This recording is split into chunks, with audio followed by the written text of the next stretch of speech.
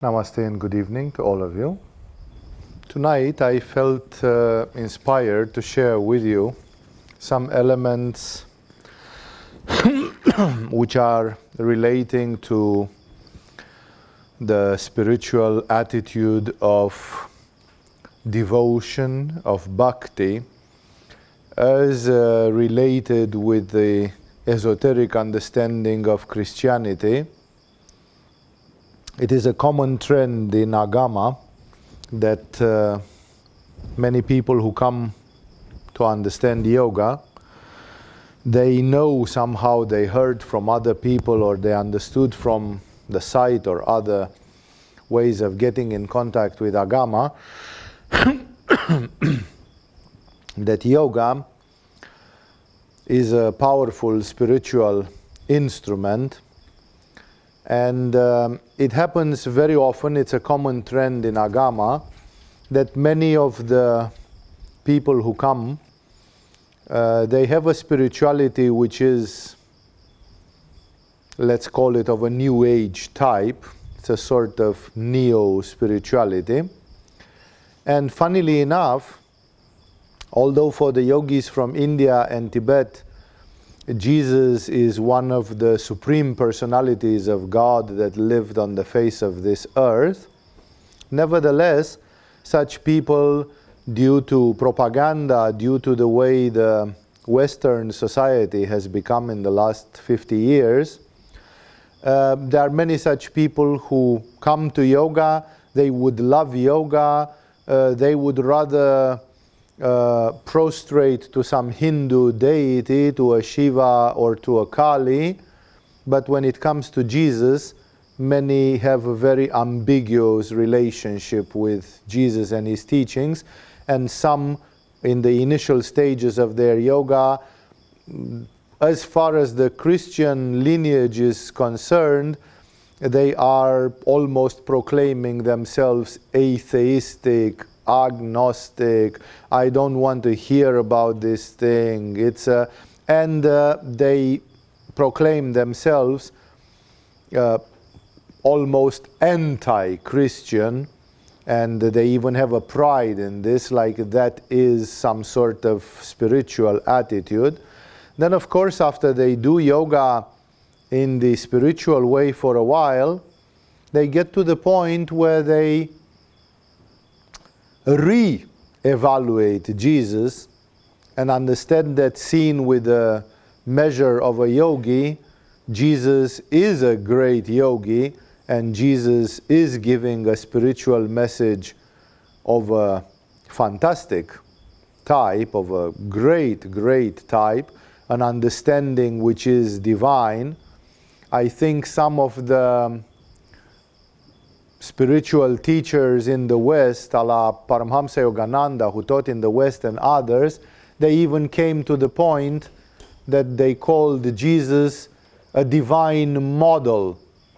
Like, if Swami Shivananda would have had more energy, more time to do more, what would he have done?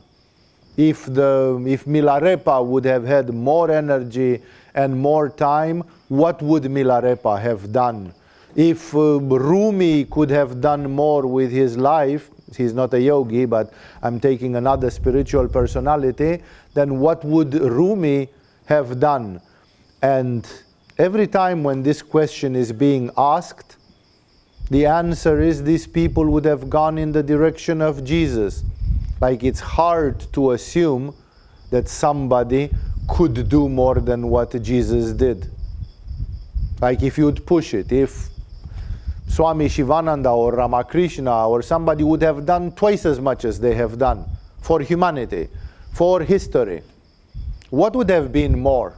And if somebody would have done 10 times more?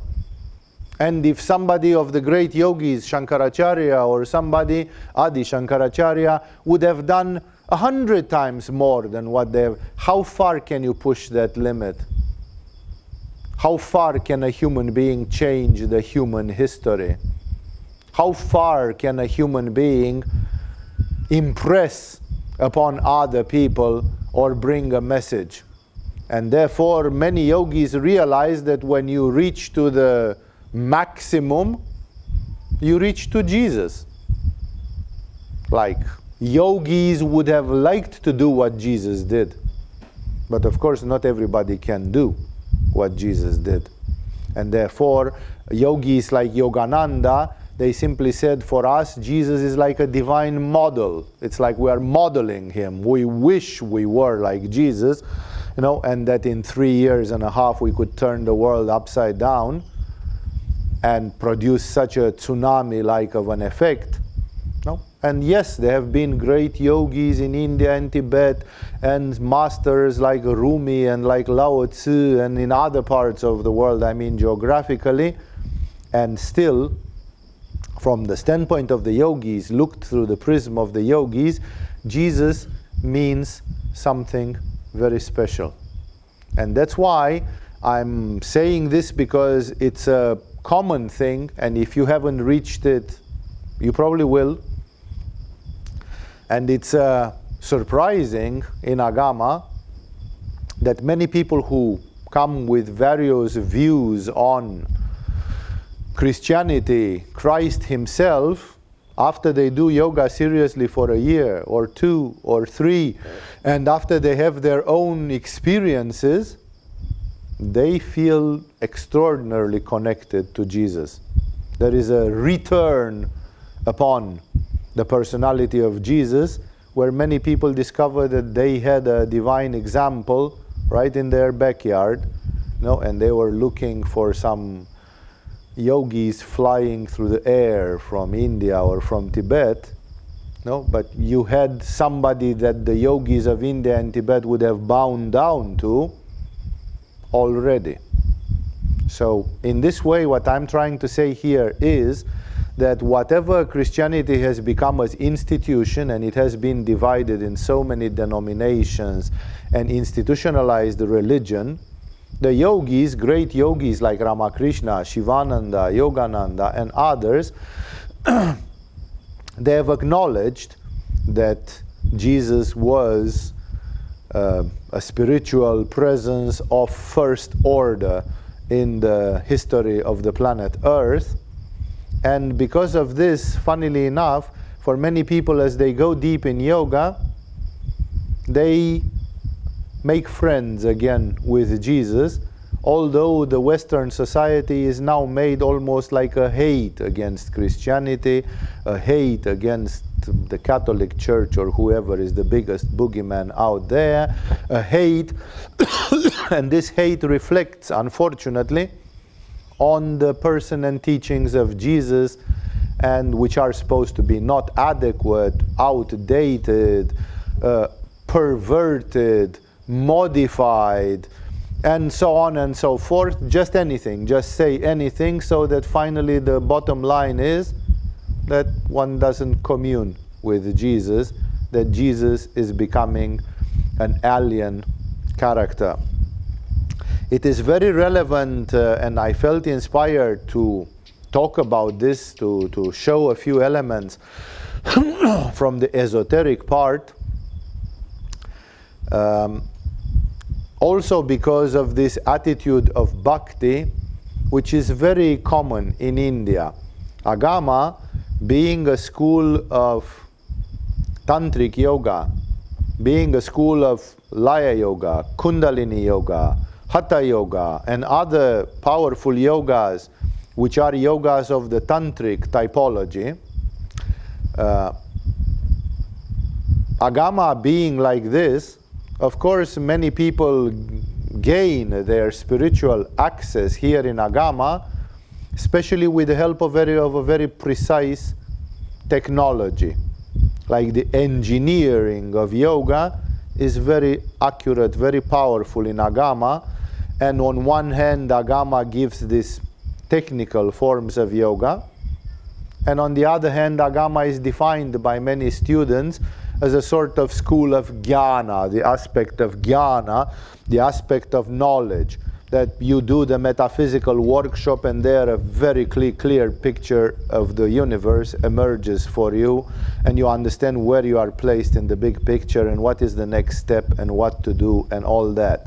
The fact that you study, as I said, Hatha, Kundalini, the fact that you study tantric teachings about the sexual function and the use of the sexual energy, the fact that you attend a workshop like the art of dying and you are looking into the essential issue of death. We don't even know if you are going to have sex in this life. Sex is arguable, debatable, but death is not. Like, death is more certain than sex. Some of you might approach the path of Tantra and have tons and tons of tantric sex. Some of you might have a bad sexual karma and not get together with partners. Or some of you might choose to be celibate and then you will not get into a sexual life. So sex is not guaranteed, but death is. Death is much more certain than the fact that you are going to have sex a lot or a little in this life. So therefore, what I'm telling to you here, art of dying, you know, presenting an issue which is absolutely fundamental. You can live without sex, but you cannot live without death. Death is in the menu for sure. And thus, what I'm trying to say, all these teachings and many others that we have are giving a lot of knowledge.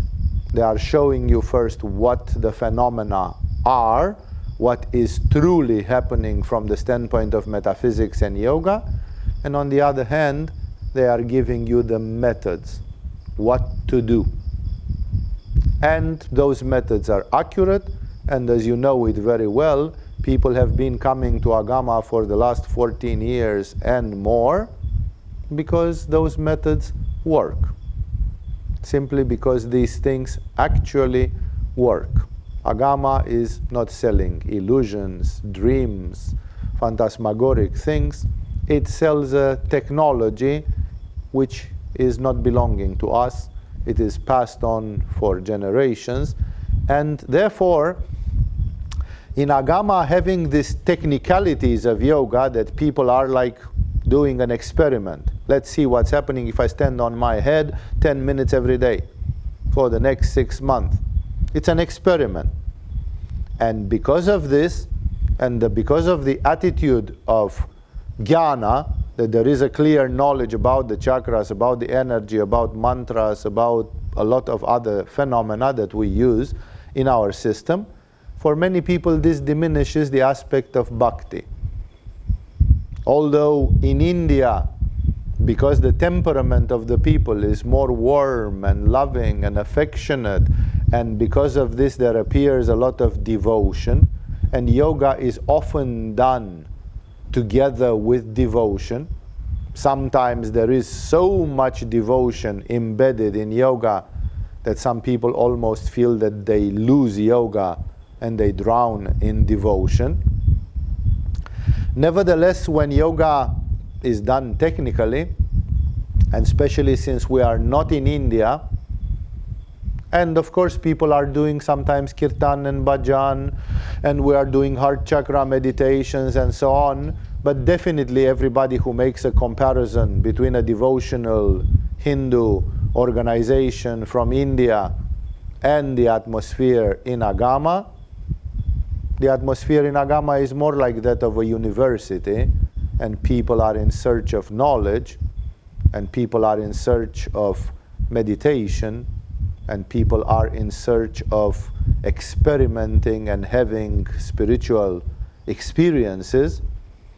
And that automatically makes us lose a very important dimension, because both in the Indian yoga, even in the Tibetan yoga up till a certain extent, and definitely in the Western counterpart when we talk about Jesus and the message of Jesus, in all these spiritualities, not to mention intermediary forms like the Sufi mysticism in the areas between India and Western Christianity, geographically speaking, in all of those there exists a lot of bhakti. There exists a lot of devotion. Spiritual life is accompanied by a lot of devotion. Here in Agama, Our yoga halls are our temple. We had great yogis endowed with sensitivity who stepped in our yoga halls,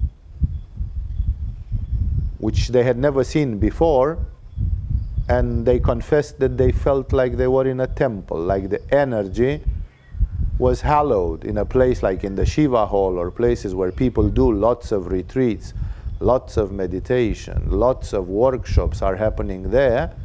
The energy is becoming very powerful from a spiritual standpoint, and it's exactly like you are stepping in a church.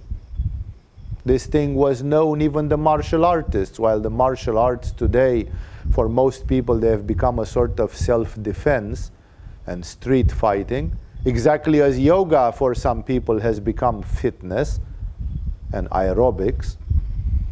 But the martial artists, the traditional martial artists, when they entered in their own training halls, which in Japan they call dojos, they always bowed down at the entrance. It's like when you enter the dojo is not a place where you experience street fighting and self-defense.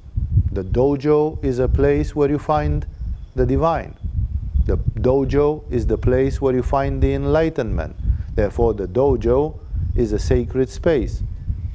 Here in Agama, we don't have the sacred space under the form of a church or a temple or an altar. There are a few statues of tantric deities from India, because we are a tantric school, and for some people there exists this tantra bhakti, this bhakti from the heart. But on the other hand, Agama does not have a temple hall, a place where liturgies or masses or communions or other things are being celebrated. Not because it would be wrong, but simply because it's not the typology of Agama. That Agama is not that type of school. However, from time to time, I have to remind to the community that because of us being in Thailand and not in India, because of the style of this school being as it is, because of the teachers of this school having a style in which we teach more based on understanding, on conveying the jnana, the knowledge. Because of this, many people don't manage to see the devotional dimension. That still the practice of spirituality contains in it something devotional. And without this devotional aspect of bhakti, we don't understand our own aspiration. That the aspiration which comes from Jivatman, which comes from the soul, this aspiration is an irrational factor. It is something which moves us, sometimes without us understanding exactly why it moves us and how it moves us. And our devotion sometimes produces tears of devotion, and we feel irrationally like we are returning home, and we feel a connection with a spiritual reality that we feel unworthy of, and that's why we feel humbled by the contact with the Spirit, and we feel gratitude because we are brought in the presence of eternity, of immortality, and it's like, what could we have done so good in our lives that we deserve eternity? Try to think. The more you'll be in yoga and in spirituality, you will see. Although yoga is connecting you with the rest of the world, and it makes you understand the human being and makes you aim for a harmonious development of the human being, nevertheless, after 5 or 10 or 15 years of yoga, you are going to see that those of you that manage to stay on the path, every day and every year which passes, you feel more and more privileged. because you realize that it's a special karma to be into this. 99.9% of the population doesn't do it. And I'm not saying it like that's a complex of superiority, that we in this room are cool and the others out there are losers. I'm not saying it in this way. I'm saying it in the fact, through the fact that your mind focuses on divine issues is a privilege. It's a privilege. You meet with people and their mind is completely elsewhere. It's in a totally different place. And thus, what I'm trying to say is that in our aspiration, there exists always a share of devotion. And most of you, when you decide to cancel an airplane, to resign from a job, to interrupt some stupid relationship which is draining you and killing your soul slowly, slowly, when you decide to become a yoga teacher, when you decide to do spiritual practice for the next 20 years of your life, this is not possible without a certain madness, without a certain love, without a certain overwhelming feeling which comes from inside you.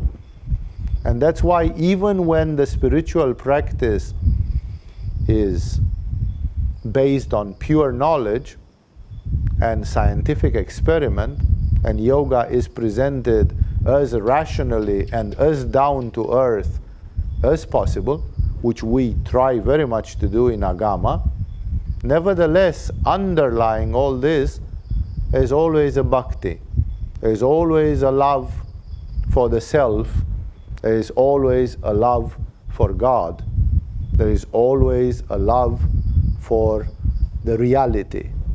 Being in love with what is reality.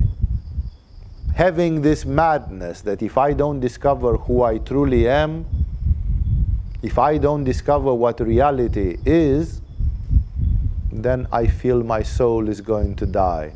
I feel like I'm choking, and I feel like my life is not worth a bit. I cannot judge the others why they live the way they live. But I can simply say, if I would be put in their shoes, I would feel it like a punishment. I would feel like that's not the life which I want to live. It doesn't mean that I am more cool than them. It can mean that I'm handicapped and they are the really brave people and the heroes who will take life in their chest and they can live with whatever, doing the hard chores of life, and I'm the chicken who runs in a corner, who stays in a corner and stays away from all that. It doesn't mean, I don't need to state that I am on a superior position. It's enough for me to realize that I'm on a different position. My position is just different. Better, worse, I don't know. Nobody can be the judge of that. Of course, we who are in spirituality, we consider our life blessed. And we are grateful for what we receive because it seems that there is so much blessing in that. Ultimately, the spiritual person, however, is supposed to live in a state of humbleness. Because we don't know if we are better or if we are handicapped compared to the rest of the population. Maybe spirituality, some people have said it, maybe spirituality is just a handicap. It's a mental handicap. It's like we are a bit bazako in our head. No, we feel happy with being the bazakos that we are. But ultimately, if we want to practice humbleness and modesty, we don't brag that we are better than the others or something. We can only have this thing, that my personal choice is this. I have made my choices in life, and I live with my choices in life. If it's better, if it's worse, if it makes no difference in the end, who will know? how will I find the answer before I discover the universal truth? In the Mahabharata, because I was just talking with somebody recently about Mahabharata, in the Mahabharata, in the end, Yudhishthira discovers that, or Arjuna, I forgot who of them, discovers that his mother and his brothers, who in all that novel are the good guys, they are in a dark, stinky, foul, horrible place, which sounds very much like hell. And his enemies, Duryodhana and his 99 brothers, who are supposed to be the bastards, they are in paradise, drinking soma, drinking immortality. And he's puzzled. He says, this doesn't sound right. We always fought for us to do the right thing, and in the end, the enemies are in paradise, and my family is in hell. What kind of justice is it? Like, we were not taught that. And Dharma, his father, which is a principle of the universe, it's a cosmic principle, Dharma is telling him, and thus, O Yudhishthira, your last illusion has been dispelled. No, like there is the illusion that if I behave nice, I go to paradise, and those who behave bad go to hell. Even that is a rule, it's a maya, it's a sort of illusion created by the mind. Even that, in the big picture, you cannot guarantee for it. There is no way of guaranteeing for it. The world is built in such a way that the universal spirit hides, and hides its fundamental laws in such a way that you see people who do Genghis Khan-like things, and they live well, and they are honored, and they live long lives. And you see people who save 200,000 lives, literally, in a war or in a conflict, and who 5 years later they go and commit suicide, they hang themselves, and they die in a, like, where is the justice? Where is God? Where is the karma? But these things are so much beyond the human perception, and the human perception is always trying to validate everything with the mind and with the ego. And the same thing is this thing with spirituality, that in spirituality we have this devotion, we have this search for immortality. Somebody who has been involved for 20 years in the spiritual life has had good days, bad days, has had difficulties, has had great accomplishments, and therefore it has been a struggle. There is no victory without difficulties. There's always a path to climb, and you wouldn't stay on that path for 20 years, not to mention that some people have been in spirituality for 50 years or more. You wouldn't stay a lifetime in this without loving the truth, without loving God, without loving the Dharma. Because many people think that spiritual life is fun, and when you come and do the first level intensive, your aspiration is going through the roof, and you are going crazy. And the first 3 months, you are in the country where there are rivers of honey and milk. That's the definition of paradise, that in paradise there are rivers of honey and milk. Those of you who may be allergic to milk and allergic to honey, you are screwed if you go to paradise, because in paradise there are rivers of milk and honey. So, therefore, in the beginning, when you discover that there is something that you could do with your life and with the universe, you live in paradise. But after you've been in the spiritual life for 10 years, you know that there are days which are not paradise at all. Because it's impossible not to have hills and valleys. It's impossible not to have yin and yang. It's impossible not to have difficulties. So spiritual life is not milk and honey all day long. Spiritual life is not just smiles and laughters. Spiritual life is not that you feel good all day long. Then spiritual life would be like a long heroin injection. And it's not. And therefore, we don't resist in spiritual life without a certain motivation. And that motivation is the fact that we love. We love what we do. If our heart is not in it, we practice spirituality for 3 months or for 3 years, and then we fall off the path.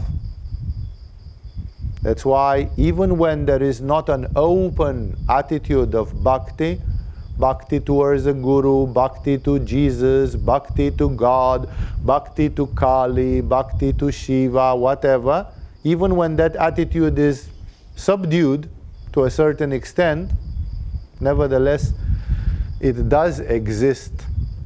The people who truly understand spirituality, they know that it comes from that, because if we do something without love, we can't do it for a lifetime. Eventually it becomes an egoistic bargain. That's why Jesus even tells us that the relationship with the divinity is of 3 levels. Like in India, the Pashu, Virya and Divya. No, three human levels, 3 human qualities. And he says there are people who do the will of God out of fear. Like if you break the commandments of God, God is going to hit you with a lightning bolt. And you're going to be cursed. And when you die, you'll go to hell. And he says those are the slaves of God. Only the slaves do the commandments of God because they are afraid of the punishment. And then on the second level, those which are better than the cattle, better than the slaves, Jesus says then there are those who do the will of God because of advantages to be obtained from that, and those are the merchants of God. Like there are people who are smart enough who understand if you create a good karma, you know, you make a lot of money in Hollywood and you give 10% in charity. And then you make a even better karma and you are friendly with God, and then you can live a good life. But your good life is actually a selfish life in which you intelligently have paid your taxes to God. And then the universe has nothing against you. You are okay with the universe, and still your existence is, this is the Rajasic type. These are the merchants of God, the people who are trading with God. And then he says, there are those who fulfill the divine laws out of love. Like they don't need anything, they simply love to fulfill the divine laws. And those are the sons of God. Because the son doesn't need to be given anything in exchange, is not afraid. The son does it because it's an ecstasy to do it. It's an act of love to do it. It's the same thing with the spirituality. If you don't manage to do your Hatha Yoga with love for your immortal soul, with love for your Atman, with love for God, with love for Dharma, for the universal law, if you don't manage to do all these things with love, then eventually you will break. That's why 1,000 people start on the path of yoga, and 10 years later or 20 years later, there are 10 that have reached the state of samadhi. Out of 1,000, 10. It's a pyramid, because most people fall off the path before they reach to the top. It's not that yoga doesn't work. It does. And it would. But provided that you constantly stay on the path with this loving attitude. In the moment when you are just afraid, or in the moment when you try to buy something, to trade, that at some point ends. You find yourself after 5 years or after 10 years, you find yourself into a dead end, and then there is no motivation to continue. So only when we do things with this bhakti, with this devotion, that's when the spiritual practice is done right.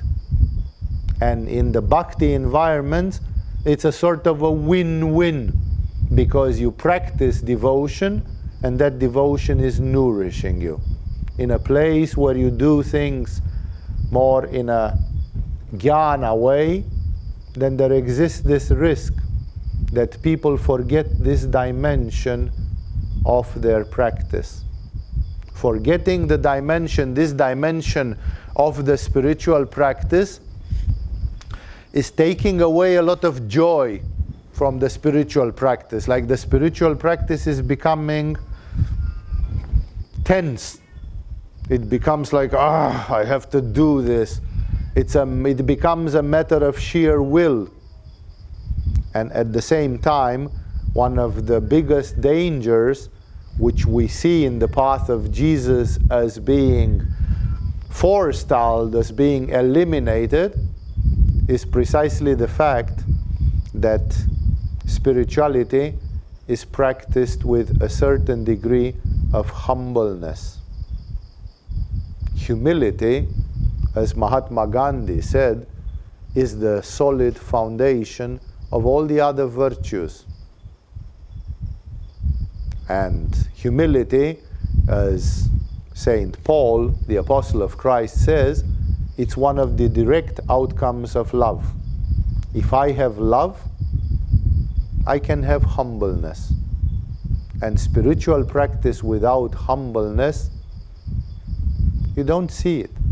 When you see Rumi, when you see Milarepa, when you see Shankaracharya or Ramakrishna, when you see any of the great ones from any environment, you don't find a single one of them that had arrogance and vanity. You can find masters that have been faster or slower. You can see spiritual masters that had a sense of humor, or some of them which were taking everything very seriously. You can see spiritual teachers that were more like this or more like that. But you will not see a single one of them from any tradition that was arrogant and proud and full of vanity. In the Christian environment, vanity is worse than murder. Murder is one of the 7 capital sins, while vanity is the cause of failure of the devil himself. In the Jewish, Christian, and Islamic mysticism, Satan is fallen because of pride. So actually, spiritually speaking, pride is worse than murder. If you kill somebody, which I don't recommend that you should do, but if you kill somebody, your soul is less polluted than if you are arrogant, vain, and full of pride. When you are arrogant, vain, full of pride, when you don't have humility and modesty, then you are closer to spiritual disaster even than if you kill somebody. That's why it's important to reawaken in ourselves periodically this aspect of the heart, because we do our practice with the heart, and that's why Jesus, who is a model, he comes and gives us a practice from the heart. Like directly love God. He says things which sound impossible. He says, be perfect as your Father in heaven is. What madness is this, that a human being longs for perfection? We even say nobody is perfect. And if we say nobody is perfect, then why does Jesus, the madman, say, be perfect, like your Father in heaven is? What is this desperate attempt for us to reach something which is of the nature of the absolute, which is of the nature of perfection? That we are in love with it, that we love something idealistic, perfect, and in front of that something we can only be humble. Even Milarepa, who spent 40 years in the wilderness doing incredible spiritual practice, incredible amounts of spiritual practice. There's like a whole school of yoga put together doesn't do as many hours of yoga as Milarepa alone did. You know, it's like Milarepa is a giant among human beings. And even Milarepa, when he is poisoned by an envious idiot, he endures pain, he endures humbleness, he endures a lot of things, and although you can see there that there is a common world of the spiritual people, that Shambhala manages to gather together all the spiritual personalities, because there are some general features which result from this quest for the oneness, from this love that we have. So this is where I come from when I'm talking to you about esoteric Christianity and things which, interpreted from Christianity, they correspond perfectly to things which are being done in yoga, both Indian and Tibetan, and in the tantric traditions and others. It's very beautiful that in the message of the Christ, first of all, we are always reminded of this path of the heart, that spirituality starts from the heart. Our aspiration starts from the heart. And then when we do yoga from the heart, it's like the famous paradigm of the female devotee who is going to meet with her boyfriend, with her lover. There is a famous legend in Eastern Europe of a woman who is going to meet her husband. In some it's a legend, and for some it's a fairy tale. There exist two versions of it. And she's going through everything, through storm, through upheaval, like nothing can stop her, because she is longing to meet with her lover, the lover being the symbol of God. The soul is like female and God is like male. That's why a Dutch mystic, Ruysbroek, has called it the divine weddings, the marriage of the soul with God. That prayer, meditation, spiritual practice is like your soul is a bride and the groom is God himself. And it's all about a spiritual marriage. So I'm saying all these things because I want to remind from time to time about the cultivation of the spirit of the heart, of the practice from the heart. And I think that some of the elements from the Christian mysticism, they are reminding us of these things. Generally, scholars define a sort of a Western tradition and an Eastern tradition. The Eastern wisdom of Krishna and Buddha and the great masters of the East, and the Western mysticism focused mostly around Jesus. We have a tantric tradition in the West which speaks about correlations and correspondences, and we have a hermetic tradition in the West which speaks about the same correlations and correspondences.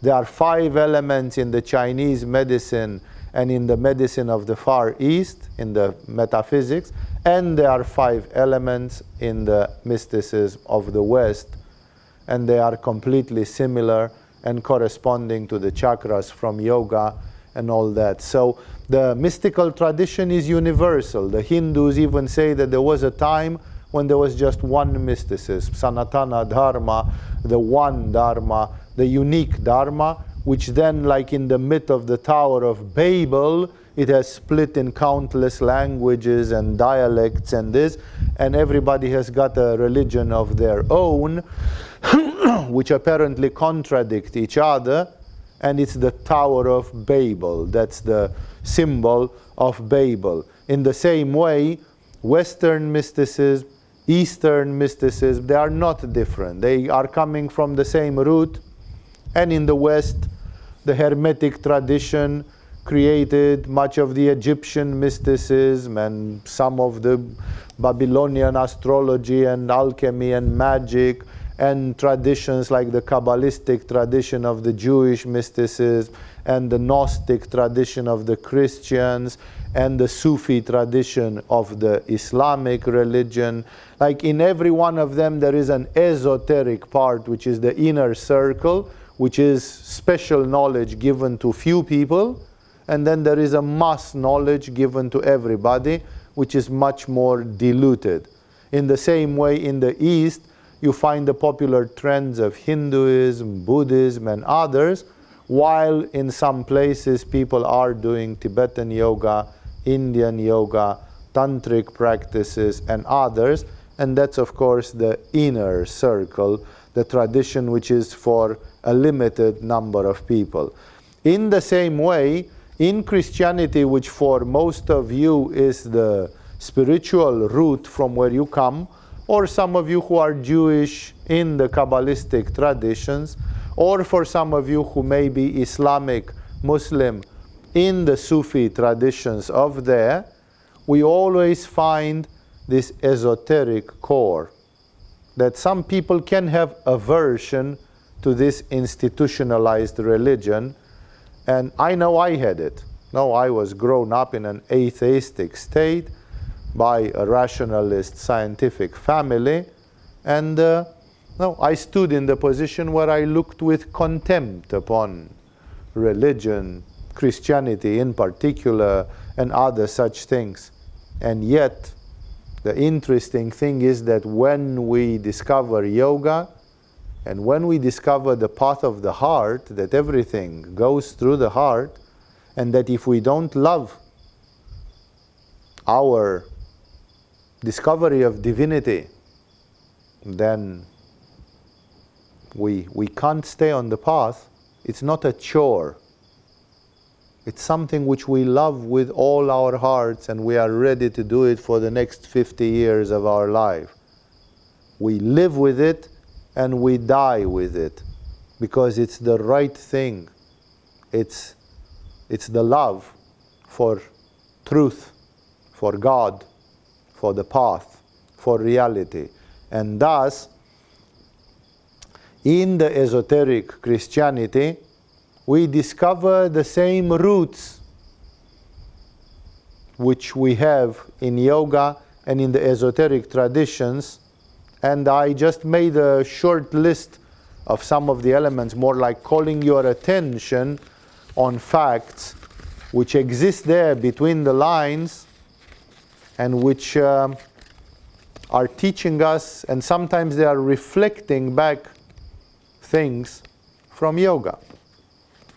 I started with things related to fasting and diet.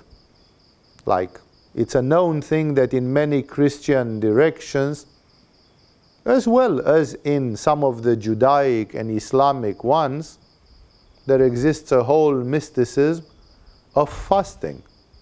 Like the Sufis go in the desert and they fast without water for 5 days, not even water. It's called the Blue Death.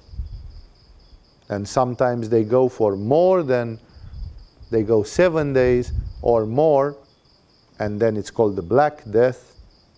No? And they are doing such practices. Why? Because even the Native Americans, the shamans of the native cultures of America, they were making people fast and go on vision quests. And after 7 days of fasting and using herbs and so on, then people had vision of their totemic soul, of their animal soul, and which they carried in their life for all their lives. It became the guiding life, like one experience which you have when you come of age, when you are, let's say, 18 years old, and then you have that experience as the guiding light for the next 60 years of your life. You live with it. So let's not forget interesting connections which are just food for the thoughts. I want to show you how many things are common. Fasting in different days of the week. That if you fast on Monday, it's not the same effect as if you fast on Friday or if you fast on Tuesday. So fasting different days of the week is actually related with the fact that the 7 days of the week correspond to the 7 visible planets or celestial bodies of the solar system. Sunday for the sun, Monday for the moon, Tuesday for Mars, Wednesday for Mercury, Thursday for Jupiter, Friday for Venus, Saturday for Saturn. And therefore, if you fast in a certain day, you open up and you catch the energy of that day. So fasting on Monday makes you more lunar, and fasting on Sunday makes you more solar. It's a huge difference to fast Monday or Sunday. Biologically, it's the same, that 24 hours you don't take food. But energetically, mystically, this leads to a totally different type of experience. The fact that fasting is used as a tapas, exactly as in India and in Tibet, many yogis with tapasya, they gained spiritual merit, they created merit of different kinds. Fasting has been used both in Christianity in the West and in the East for the so-called burning sins, which is a way of saying burning karma, destroying negative karma. Or fasting has been used for fulfilling goals. I want that thing and I'm ready to fast. In the beautiful novel of Hermann Hesse called Siddhartha, which you should all read, if you like spiritual literature, that's one of the top 10, 20 pieces of spiritual literature in the history of the modern literature of this planet.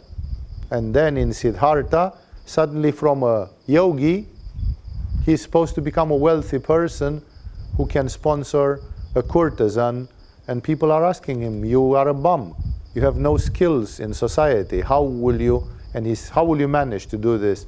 And he says, it's true that I don't have skills, but I can think, like I can visualize my goals, I can fast, and I can wait. And if I can wait and think and fast, I'm going to fulfill whatever.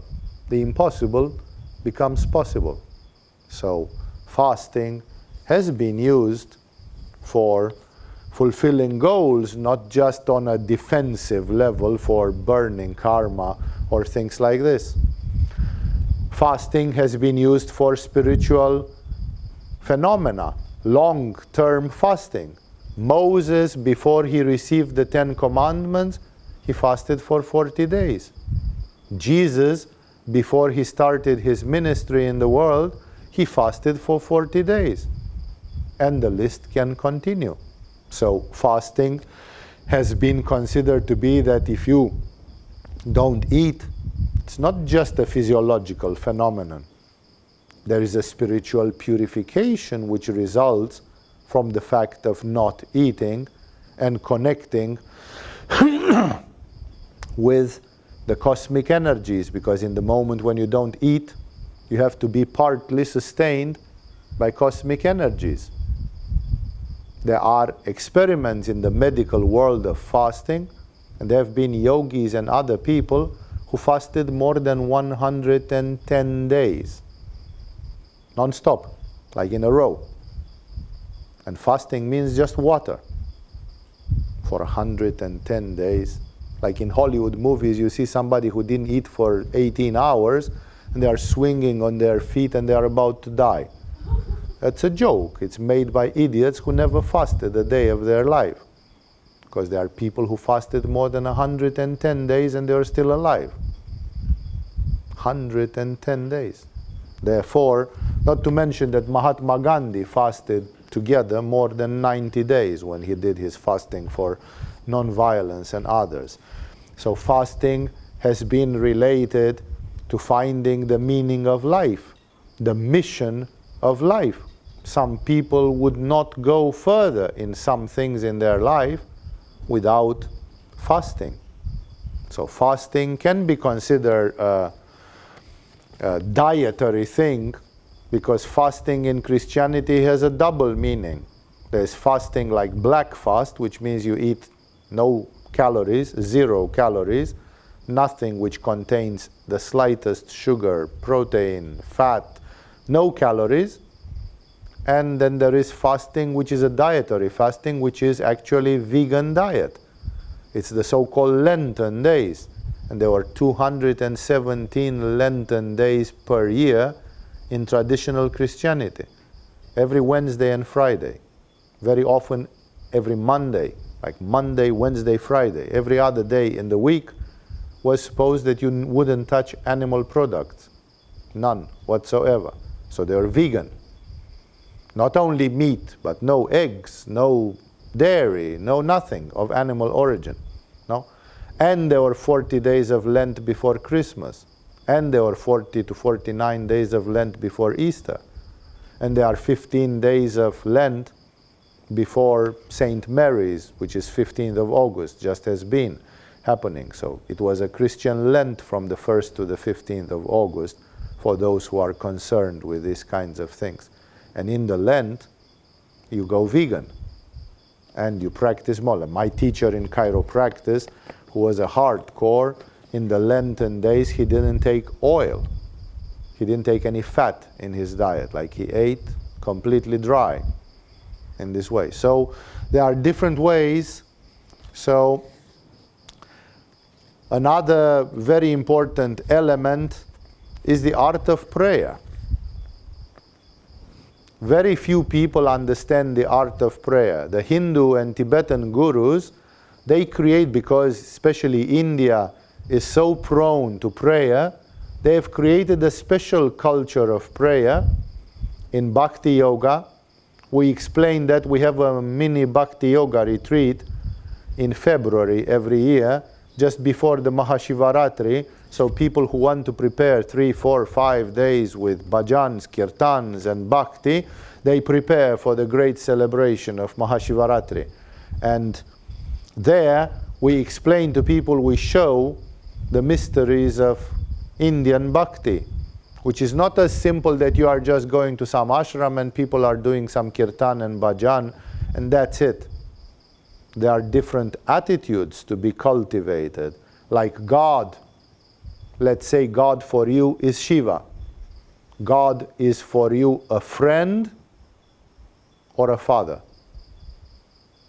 or a lover or a master, because you relate in a different way to a lover and to a father. And thus, there are many mysteries of this bhakti element of the prayer, and there is an art of prayer. And the Hindu gurus, because of their vast knowledge of Tantra and of Yoga, they created a bhakti which is based on the technology of Yoga, in which one of the most important things is the repetition of mantras. Like you can see that in some religions, they have some endless prayers. Sometimes there is freestyle prayer where some preacher starts raving, telling you a sort of prayer of his own, you know. In some religions, they just reproduce prayers, like there is the prayer of Saint Augustine. There is the prayer of Saint Basil the Great. You don't invent a prayer. You just walk in the footsteps of Augustine or of Basil or others, And you are not supposed to invent prayers because you might perform blasphemy. You might say blasphemic things out of ignorance.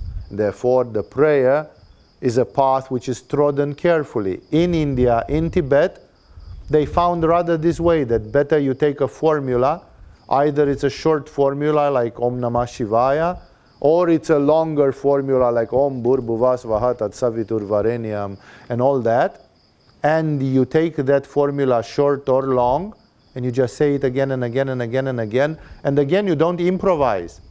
You don't start adding your own words in the middle of Gayatri Mantra.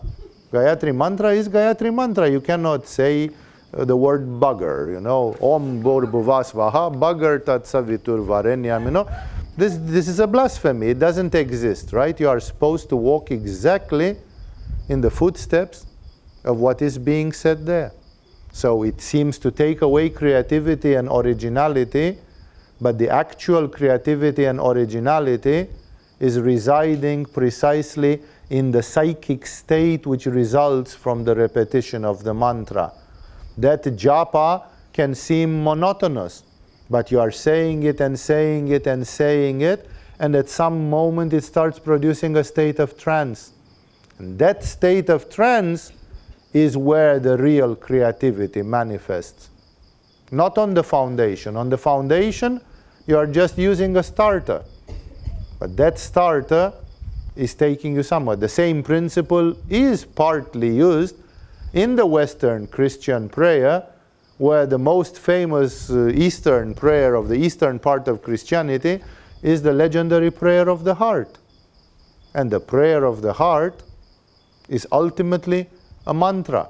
Many people trying to understand this, those of you who want to go deeper, there exists a famous anonymous work in Christian mysticism which is called the Russian Pilgrim. Try to find it, Google it, I'm sure it's for free on the internet. Take the Russian, it's 110 pages. It's amazing because this man was using the prayer of the heart and he describes incredible results. He said, when I was hungry and there was nobody to give me food because he was a beggar, he said, I just said the prayer of the heart double as hard, and then my hunger disappeared for hours and hours. When I was cold and I was in the fields, in the forest or something, and had no shelter, I just prayed double power.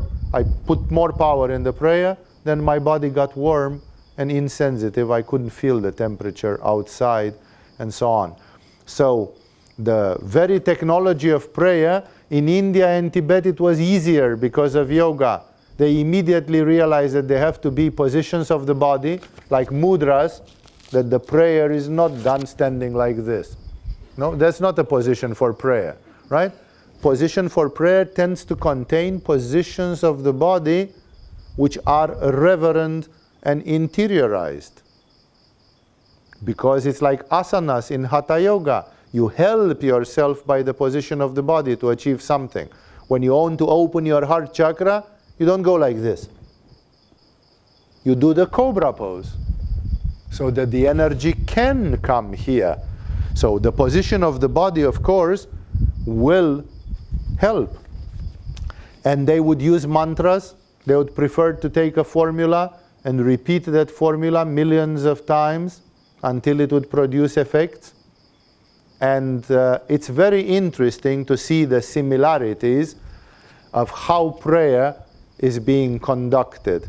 The more we come towards the 20th century, the more people are practicing sort of freestyle prayer, which is just babbling and raving, whatever comes to your mind. The more you go to the traditional forms, the prayer is a locked formula, which you are not supposed to change, because that puts your mind in a condition, and then it starts bringing the energy up. There is an upsurge of energy, which is called prayer of the heart, that then the prayer has reached your essence, your heart, and it's not something which just happens in your mind, but it's something which happens in your being. And that's why the prayer of the heart, for example, is associated with body positions, gestures, and even with breathing. There are clear technologies of breathing, like it is done during Kumbhaka, during Purna Kumbhaka. You put 2 fingers above your physical heart, you inhale with your head on one side, and then when you hold your breath inside, you say, Lord Jesus Christ, Son of God, have mercy on me, a sinner. Lord Jesus Christ, Son of God, have mercy on me, a sinner. And then you exhale. So you are actually doing it during the retention of the breath, like in the pranayama of yoga. And thus, many of these things exist, and many of the great mystics have rediscovered. The great Russian saint Seraphim of Sarov, his disciples asked him, you come to church, we all know that you are a person blessed with divine visions and all that, and you come to church every Sunday for the Mass, and you are standing there very disciplined for the Mass, and you are not playing prima donna or something like this. So we would like to know, like we sometimes might get bored by the fact that every morning is the same service, the same Mass. What do you do? And Seraphim of Sarov described the yogic technique of Trataka. He simply said, I'm fixing my eyes on a face of Jesus, on an icon, or if there is none in view, on a candle. I'm looking for a candle, and I'm fixing my eyes in it, and the liturgy goes for 2 hours and a half, and meanwhile I'm looking without blinking or winking in that candlelight. Basically, Seraphim said, during religious service, I do Trataka for 2 hours and a half. To be in that state of prayer, to be in that state of trance, to be in that state of heightened sensitivity. So, the fathers of the desert, who were having a very poor technology, they supplemented it with a huge aspiration. The fathers of the desert have often been witnessed praying in a standing position, like doing Tadasana. And they would stand, some of them were witnessed standing for more than 15 hours. Besides the fathers of the desert, we had the stylites. The stylites, stylus in Latin, or in Greek maybe, but I think it's in Latin. Stylus means a pen, like a pencil. And they are called stylites because they are building some towers which were like a pen, and they were standing on top of it. The stylites, Simeon the stylite was the first one, but it's written with Y, S-T-Y, if you want to Google it, stylites. The stylites were men and women who did prayer on a 30-meter tower, having no contact with the earth for like 30 years. They were building themselves a tower.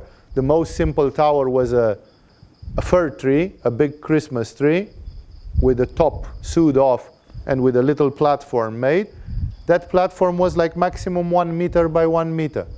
They didn't have place to lie down, ever. Like they never got off their stylus. They got on top of the stylus like a stork on a pole, and they stayed there for the rest of their lives. And they received food with a bucket. The people were giving them food with a little bucket. And if nobody gave them food, they didn't go down to search for food. And the only way you could pray on that stylus was most of the time standing on a 30-meter pole and standing like this. Like 15 hours. People were down there and they could watch you. And you would stand the whole day long like this and pray. I friendly challenge you to do 30 minutes of prayer with your arms up. Some of you complain that 4 minutes of Tadasana in the class is too much and you go like this. Oh my God, What would be 15 hours? That's what we're talking about.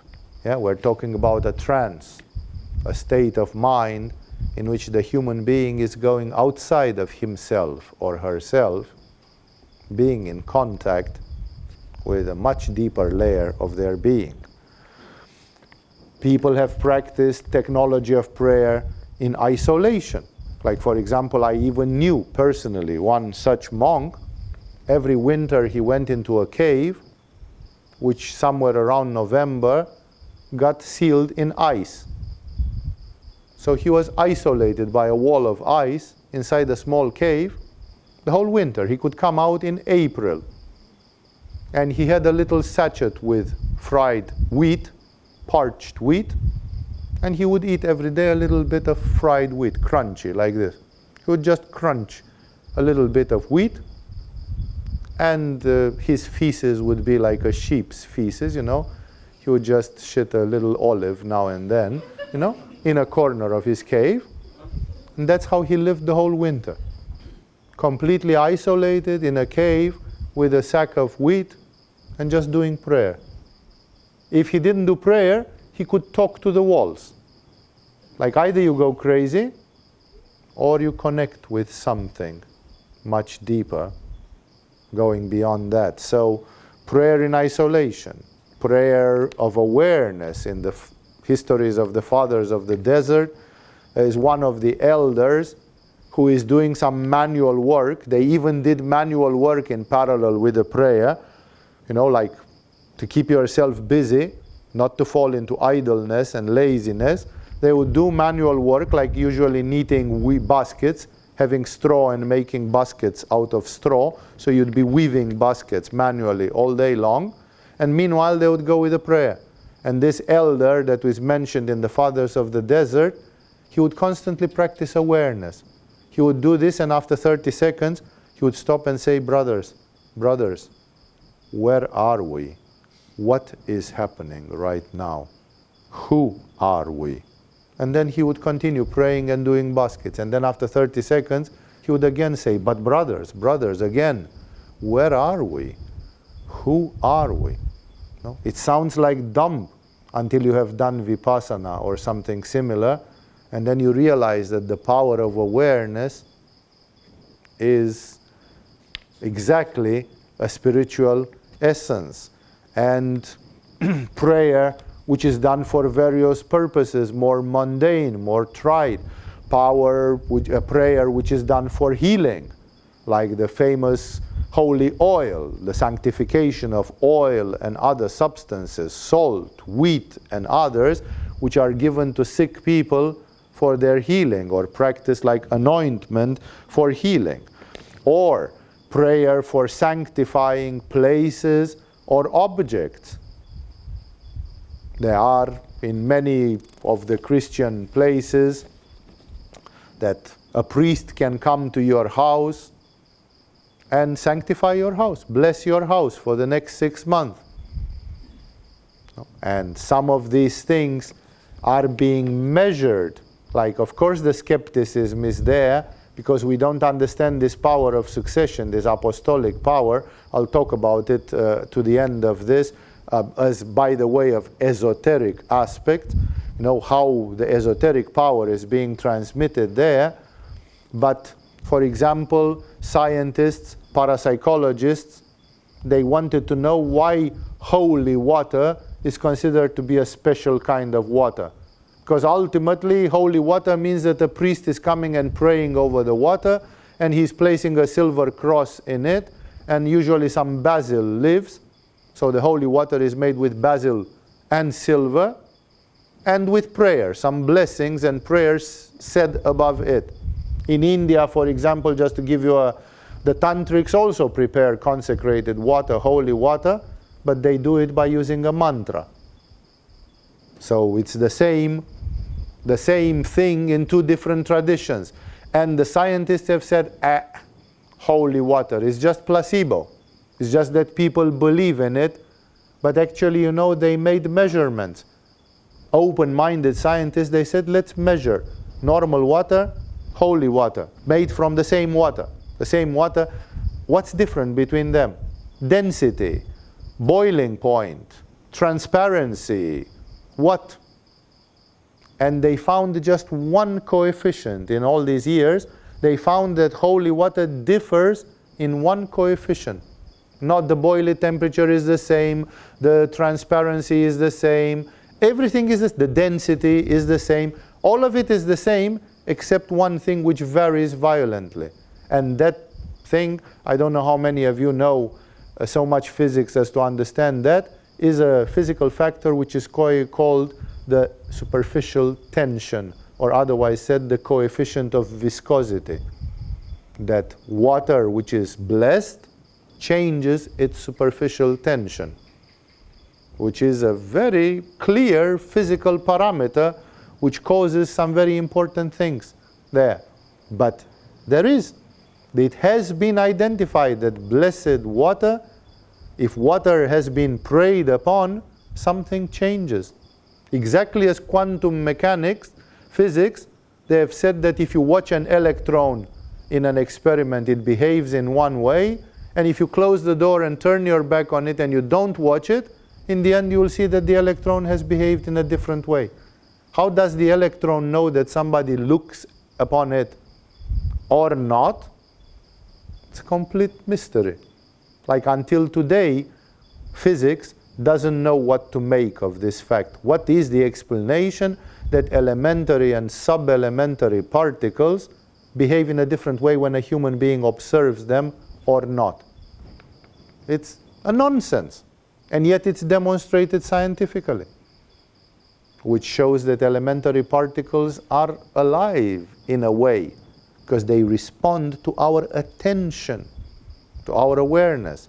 So of course when we pray for water or when we pray for blessing something, that's why people, the Tibetan gurus, because they were generally very poor and they didn't have, they would give, like they would take a yellow piece of cloth, this yellow saffron which the Tibetans had for their clothes, they would break a square, they would cut a little square like 4 centimeter by 4 centimeter, they would write a mantra on it, and then they would bless it. And then they would give it to you like it's auspicious, like keep it in your pocket, and it's like a talisman, which can protect you. No, even we give in Agama ceremonies, we give a protective thread. No, people think sometimes it's just a convention. But actually, this is the result of the act of prayer, of the art of prayer, of blessing, that prayer has so many applications. The Gnostics of Egypt, in their texts, they even have the bedchamber prayers. Prayers which are to be done during lovemaking. There is a wonderful movie which was a TV series, and I don't manage to find it on DVD. It's one of the movies which went like this to the fingers, and it's not been produced or edited, re-edited, digitally mastered, or whatever it's called. It's called Peter the Great with Omar Sharif, and it's about, of course, Peter the great Tsar of Russia. And there is a scene where Peter the Great eventually, he steers away from his wife, and he's going with some German hookers from St. Petersburg, and the reason is that his wife, which is a staunch Russian Orthodox woman, in the moment when he starts kissing her body to make love to her, in the moment when she starts feeling goosebumps and that she's turned on, she starts praying with loud voice. And that destroys his erections completely, like he can't get a hard on when his wife is praying. Which is very strange, because the Gnostics say, why not? It's like sex belongs to the devil or what? Like, why can't you be with God while you are making love? People all the time try to steer away from it. No? It's enough to look in the porno industry to see their body language. Everybody, when they have sex, they are wicked. No, men and women have sex in porno movies, and they always go like, what's this, Why can't I have the face of an angel when I'm making love? Why do I have to play like in a theater, like in a puppet theater? I'm playing like something monstrous. It's like, why can't it be done with love and with transfiguration, with divinity? The same thing appears in the Catholic environment. There is a Italian novel called Il Gattopardo. It means the cheetah, this African animal. And the cheetah is a powerful Italian industrialist, a capitalist. And it's the same thing. Somebody is asking him, why do you cultivate hookers all day long? Why don't you stay with your wife? And he says, because my wife is a stupid Catholic, and every time I'm trying to bone her, she starts praying. Some people are turned off by prayer, while some Christian traditions say you should pray. That's the best time to pray. Pray to God while you are making love. Then you have to be in communion with the divine aspects. So a lot of things exist in the art of prayer, and I want to, like I gave you so many food for thought, so many ideas, and so many styles of it. I just want you to remember that we have from the art of praying resulting blessing and exorcism, and of course from the prayer in this world of devotion, which again exists in many yogas of India and Tibet, there are even witnesses of astral experiences and invisible worlds, even references to the chakras in some of the Gnostic scriptures. Of course, they are not called chakras. Like in the book of the Zohar, in the Jewish Kabbalistic book of Zohar, they are called the 7 crystal palaces.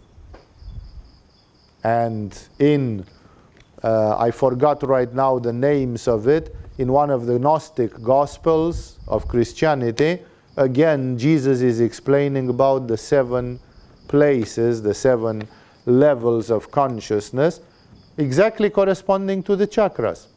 So a lot is resulting from the art of prayer, Kundalini rising, visions, and divinization of man.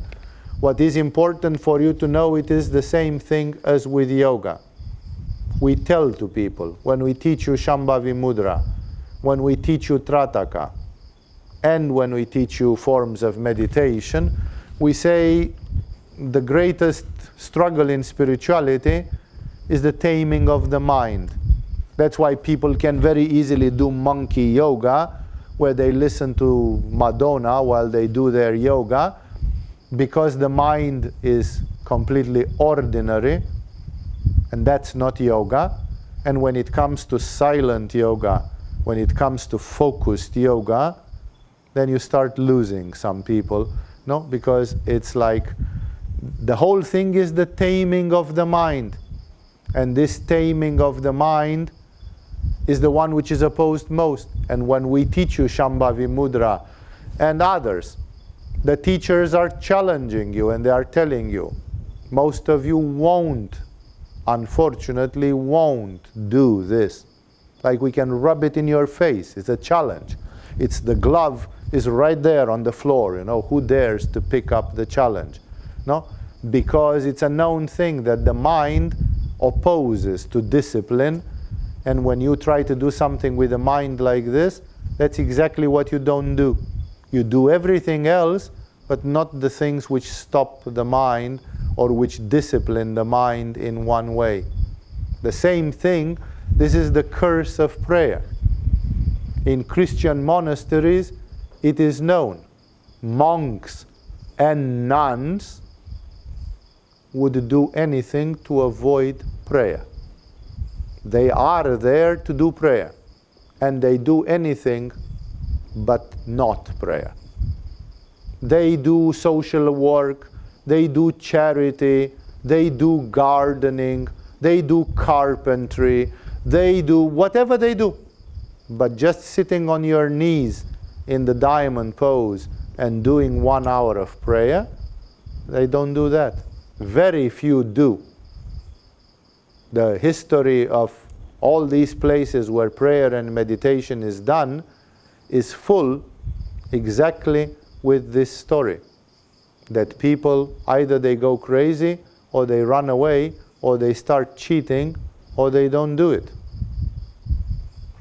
Because of this. So remember that prayer is the highest power. Ultimately, prayer means that a human being can talk directly to God. Activating your heart chakra by doing bhujangasana is a worthy exercise. Talking to God for 1 hour is an even more worthy exercise. No? It's because you are going straight to the point. Straight, like no beating around the bush. That's like going straight. And that's why it is the action which encounters the greatest opposition. People are constantly postponing prayer. Because 1 hour of prayer, compare 1 hour of prayer with 1 hour of other things. 1 hour of asanas. In the asanas you may focus well, you may not focus so well. Sometimes you activate your Manipura chakra because you do Dhanurasana or something, and then you have too much adrenaline and your Manipura chakra is not yet pure and not yet balanced, and then you snap at your brother or sister or something and you become aggressive and you become an asshole. So working 1 hour on Manipura did have an effect, but not necessarily a very divine effect, no? Because you are stumbling. But prayer, you can't go wrong, almost.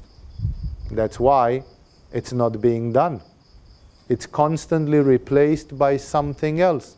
It's a well-known thing that in Christian monasteries, prayer is the least done thing, while it would be supposed to be done day and night. So the art of prayer is a great thing, and sometimes yogis do it. I remember of a yogi who was practicing different siddhis, trying to obtain some astral projection and vision of Shambhala and so on. And at some point he wrote in his personal diary that he felt very agitated and troubled, and before doing his yoga, he did half an hour of prayer. And then he could do yoga brilliantly. That's exactly where the East joins the West, and where bhakti gets its place, that we are doing things with the heart, from the heart. Typical for esoteric Christianity is the fact that a lot of action, especially for the outside people, is done through empowered rituals or rites. Like, exception made, like for example, in traditional Christianity, perhaps the most powerful sacrament which they have is the communion. The communion meaning that the priest is blessing in a special way wine, red wine, and bread, and those are supposed to symbolically, and for some people literally, to become the blood and flesh of Christ. And by eating that bread with wine, you are communing with Christ. It's like a piece of Jesus Christ is coming inside you. And then it has the same effect like a graft in agriculture. That if you take a bastardized apple tree and in it you put a little splinter of a Granny Smith or Jonathan apple, that apple turns into a Jonathan apple tree just because it has a splinter of it. That's called grafting in agriculture. So the communion is like being grafted with Jesus. You put a drop of Jesus in you, and then you become a Jesus. Like you turn from a bastard apple, from a crab apple tree, you turn into a Granny Smith or Jonathan or Golden, Golden Delicious, and so on. It's the same principle. So the most important sacrament is this communion. That's the central sacrament of Christianity, which is supposed to be done every Sunday for normal people. It's the Sunday morning Mass is around this sacrament. No? And this, for example, there have been monks and nuns who lived in the wilderness. And they never got a priest to come every Sunday to give them a ritual. So they didn't have any wine and any bread. Some of these people lived in the wilderness, they didn't have food. They ate some wild food, mushrooms from the forest and things like this, like they were not having food. So how did they get the communion? Isn't communion important for the hermits as well? Aren't they supposed to commune with Jesus? And the Christian mystics say there are those who commune in church through a ritual, and there are those who commune by prayer. You don't need to physically eat something. Prayer is creating the state of resonance between you and Jesus, and then you are attuned to Jesus naturally. I remember a wild story of a female saint called Theodora, whose leftovers, the body, is somewhere in Ukraine, in Kiev, in a monastery. From there, after death, it has been taken there. And this Theodora, they discovered her because in a nearby monastery, somewhere in the mountains, in the Carpathian Mountains, a monk saw that birds were coming through the window and they were stealing the communion from the altar. Like there was the communion left in the altar, and birds were coming and picking up that bread with wine, and they were flying away with it. And then this guy took a stick and started walking through the forest following the birds. And he walked like 15 kilometers, and he reached to a cave where there was a woman, Theodora, and the birds were bringing her communion from the church. And this is how she was discovered, because otherwise nobody knew that there was a woman in the forest alone in that place. So that's why I say there is here this aspect in the Christianity which is more difficult to understand, that the way of acting for some people was through their personal practice. Like for Theodora, Theodora got divine communion just by her being in a cave and praying all day long. And other people who lived in a village somewhere, they got it like a ritual on Sunday, brought down to their understanding in a much more simplified way and for their level of practice.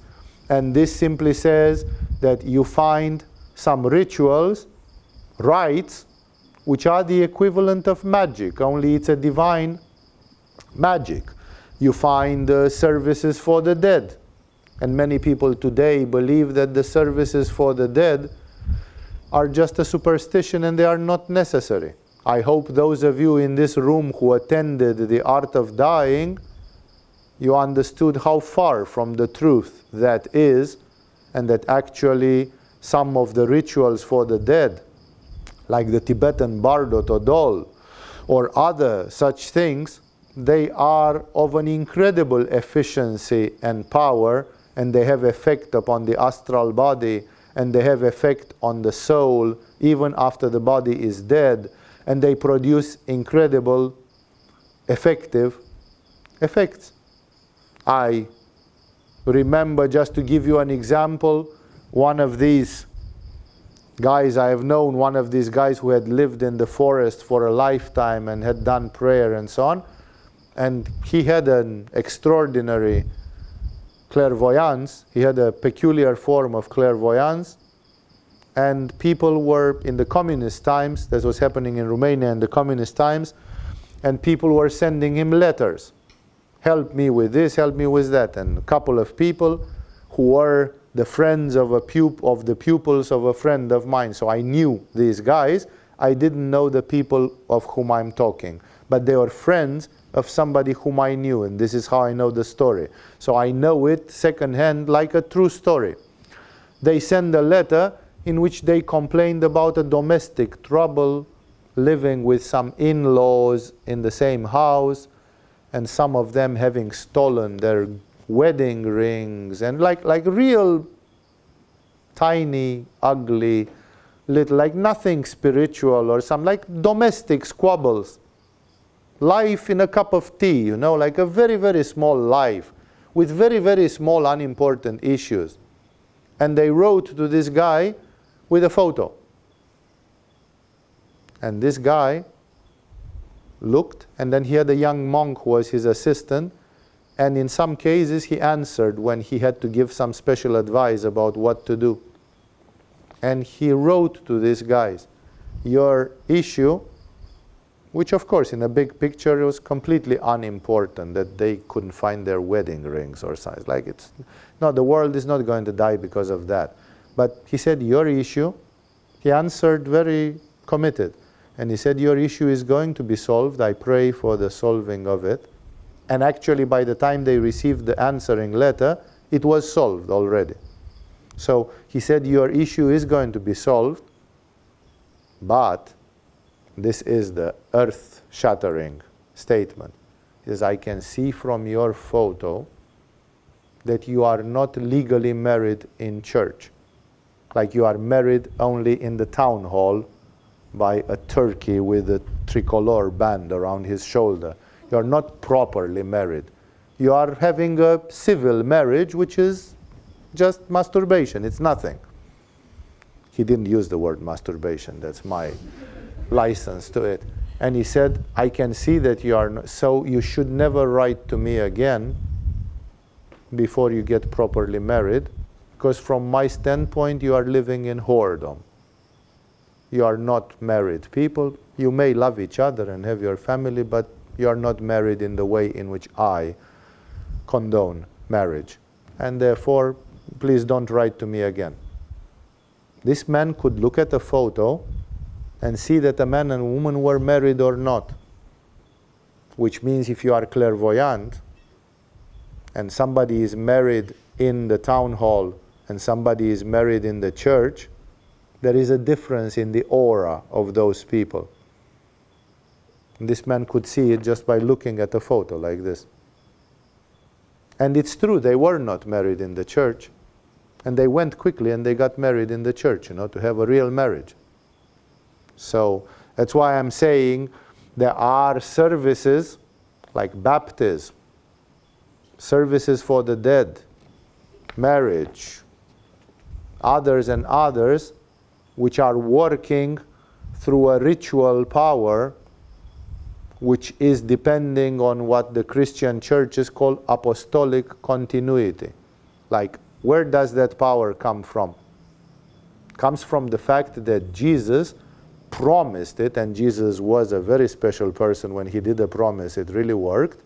Jesus promised it to the apostles. And he said, I'm going to give you the keys of the kingdom of heaven, and whatever you do and undo shall be done and undone on earth and in heaven. Remember, Jesus is mentioned to have promised it with his own mouth.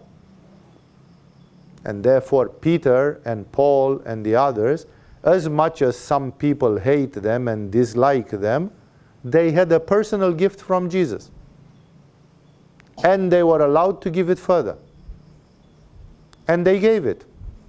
And it has been given from person to person since Jesus until today. But unfortunately, not everywhere. Like the Coptic Egyptian priests from Egypt, there is a Christian minority in Egypt of about 10% of the population of Egypt. They are called Copts, Coptic Christians. They got it from the apostles.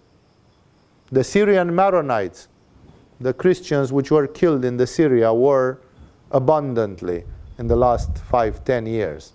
Most of the dead people in that war are Christians, actually. So the Christian Maronites, the Armenian church, the Georgian church, and others, the Nestorians of Kerala in India, and others, they got it directly from an apostle of Christ.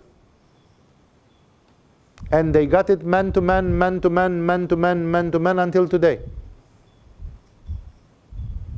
But there are others who did not. And that is valid especially since the starting of the Protestant churches. Like Martin Luther was not, he was a sort of a declassified or he lost his priesthood. Henrik VIII, who became the chief of the Anglican Church, he was not a priest.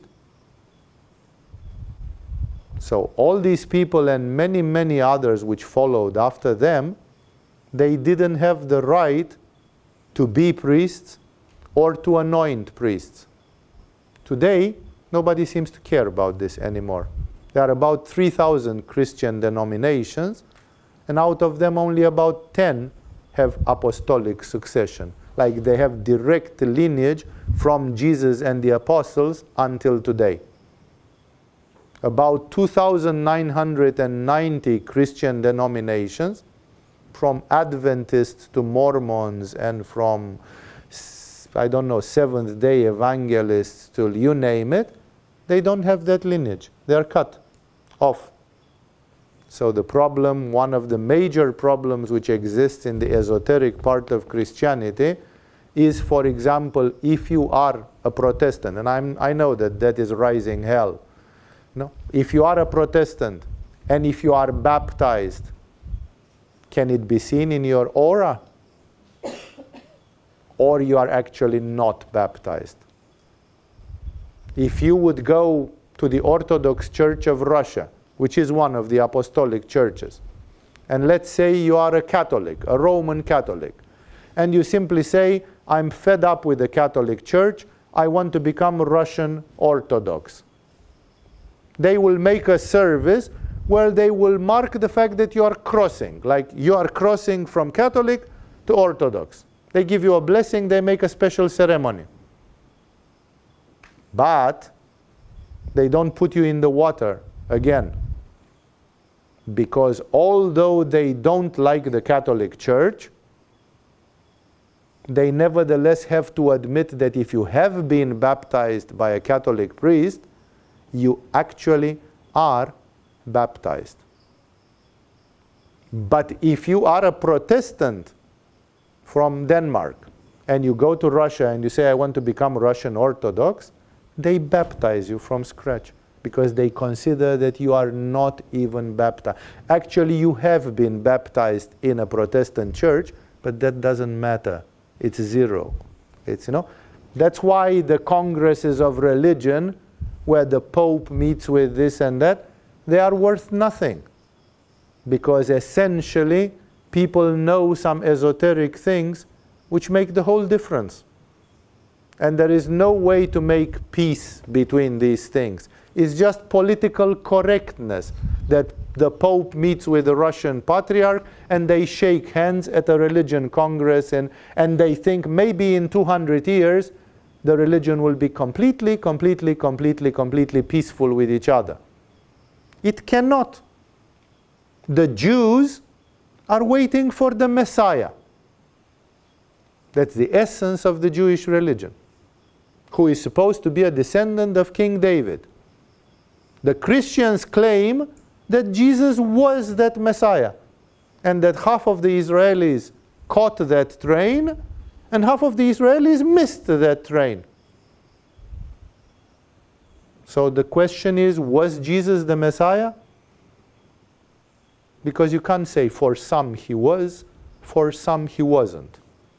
It's like that stupid joke where George is asked, was your wife a virgin when you took her in marriage? And he says, some people claim she was, some people claim she wasn't. No? That's just a ridiculous joke. Yeah? Because basically, it can't be one way or the other, as it is convenient and politically correct for some people, so we don't offend their susceptibilities. Either Jesus was the Messiah, and then the Jewish religion is dead. It's praying to a wall. It's nothing in it because the Messiah already came. Or Jesus was not the Messiah, and then the Christians are praying to a bastard who was a fake, who was not what he said he was. So it's as simple as that. In religion, even inside Christianity, as I said, these apostolic and these rituals, this empowerment, it works or it doesn't work. When a priest takes a little child and blesses a pot of water, a jar of water, and then he says, this child is being baptized in the name of the Father, of the Son, and of the Holy Spirit, that's either a social mimicry. It's either a caricature and theatrical, and it actually does nothing, or it has an effect on the aura of that child. It does something to the soul of that child, and then we're talking about a divine magic there. And who taught them how to make a baptism? Who invented the words which are said from one end to the other, always the same words, for a baptism? Who gave authority to the mouth who said and wrote down those words, that when the right person tells them, they will produce this effect?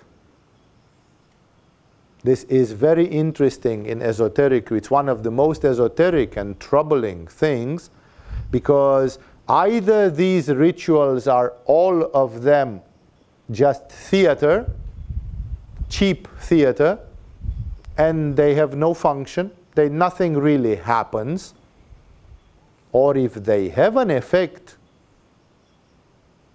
where is that power coming from? How is that power? Because most often, for example, Christian priests, even from these apostolic sects, some of them are idiots, half morons, drinking, not having any particular dietary discipline, dancing, going to parties, it's like, and then suddenly they put a thing on them, and then they can baptize your baby. That's a strange power. Where does it come from?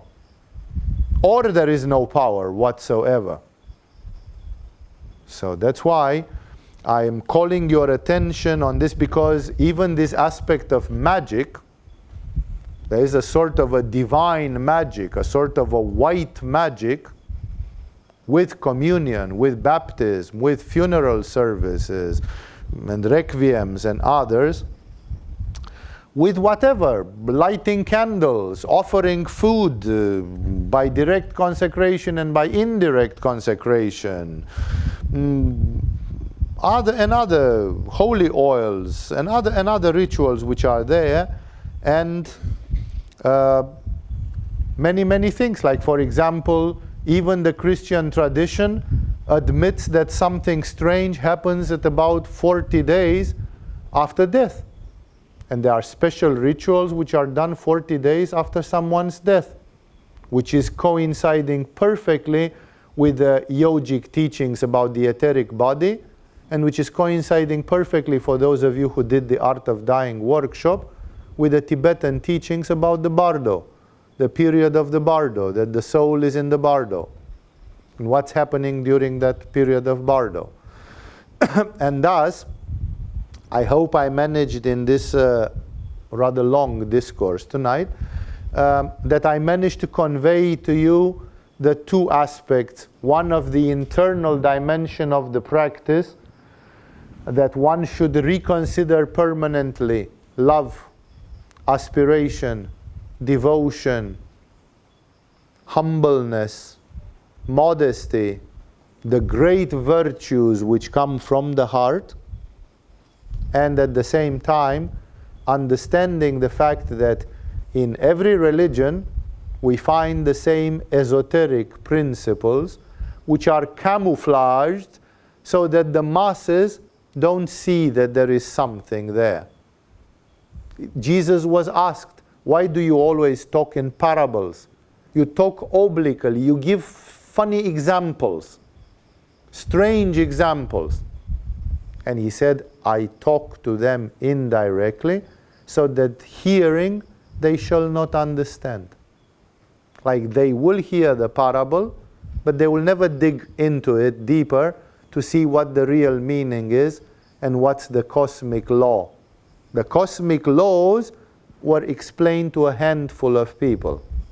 That's called esoteric teaching, which in Greek means inner circle. And then when you have 100 million people that learn something, like in Buddhism as well, those people don't learn vipassana and other things. Those people learn the Four Noble Truths, morality, some elements about the laws of karma, and the general rule, behave. Be a nice person, create merit, live a virtuous life, and don't create bad karma, because you're going to go to hell if you create bad karma when you die. You will go to hell. No? This is exoteric. It's for everybody. 100 million people can learn that, and it's a very good teaching. But there will be, in those 100 million, there will be 1,000 who will know more. And that's esoteric. That's the inner circle. With yoga, we always make you accustomed to the esoteric teachings, because yoga is not for the masses. Today, more than 300 million people are practicing yoga. But 290,000 or million of those, they are practice gymnastic yoga. That's why there is so much gymnastic yoga. Gymnastic yoga is like the equivalent of an exoteric religion. It's something which can go to hundreds of millions. But the principles, the secrets about the chakras and those things, they reach to a few thousand people. That's the percentage. That's esoteric. And that's not because I want it to be so. I'm not reveling in it. I would like to cry the truths about metaphysics and spirituality from the rooftops to the whole world to hear. But there are karmic laws about the circulation of information into humanity, which makes that even information doesn't run freely, doesn't flow freely. And that's why there will always be in every society either Islamic or Jewish or Christian or Buddhist or Hindu. There will be the people who follow the condensed path, the concentrated path, the esoteric path. Then there will be the path for many, which is small doses. Small doses for many, many, many people.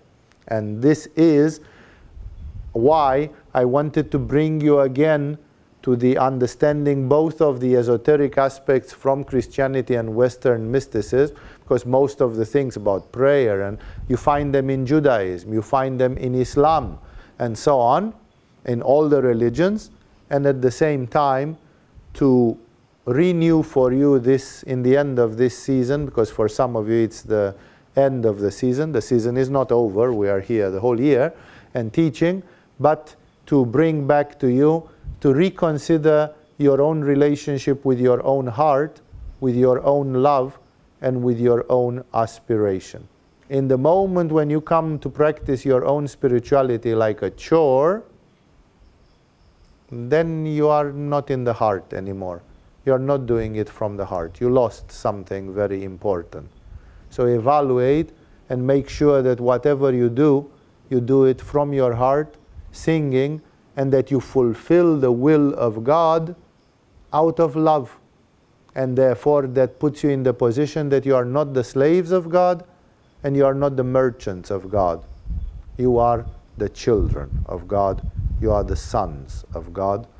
And thus, when done in the right way like this, everything is good. Cultivate the virtues of the heart. I'm going to do a lecture in the beginning of January, where I will remind once more, I intend to do that at least once every season, to remind once more about the values of the heart, the psychology of the heart, the spirituality done in the heart, because it's like Paul says in the Bible, if I speak the languages of angels and if I have knowledge of past, present, and future, and if I don't have love, then he says, I'm nothing.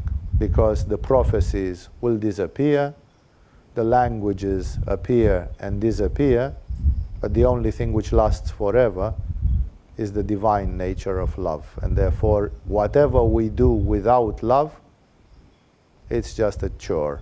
It's just a transient, mortal thing. That's why our own spirituality, our own relationship with ourselves, with our teachers, with our school, it has to be from the heart. It has to be something from the heart, because then it takes us in the right place.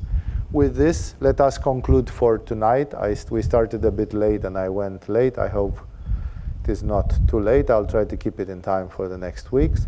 Thank you all for joining tonight, and with this we have finished. If any of these satsangs are giving you questions or they make you investigate and go deeper in some things, always remember that those of you who are in level 2 and above, you can always write down some questions, because satsangs are without questions. They are just a discourse. But you can always bring questions on Tuesdays when there are Q&A sessions, and then we can continue this kind of discussions. Enough for tonight. See you all in the coming events, Q&As, satsangs, and others.